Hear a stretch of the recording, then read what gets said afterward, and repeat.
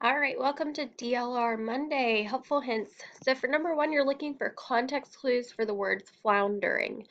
So read the paragraph or the little passage and then decide what floundering means. Your definition, you should be able to find context clues or sentences or keywords in that little paragraph that support your answer. So this week, what I want you to do is I want you to add the definition and then I want you to tell me the keywords or sentence you use to understand the meaning of that word. Okay.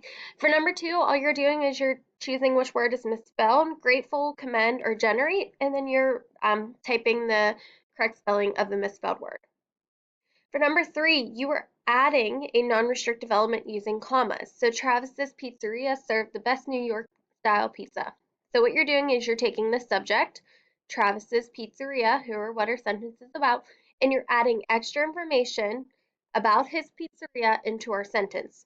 So once you add it in there, if you take it out, it should be the same exact sentence as it was before. Travis's Pizzeria serves the best New York style pizza. Okay, so add it in, be able to take it out, and it doesn't change the meaning of the sentence. However, it should be after Travis's Pizzeria. Number four, you are choosing the correct pronoun. Then you're telling me if it's subjective in the subject, objective in the predicate, or possessive showing ownership. And then antonym, you're looking for the opposite of deteriorate. Well, deteriorate is when something breaks down into pieces. So you need to find the opposite of that, and that is your answer. All right, good luck.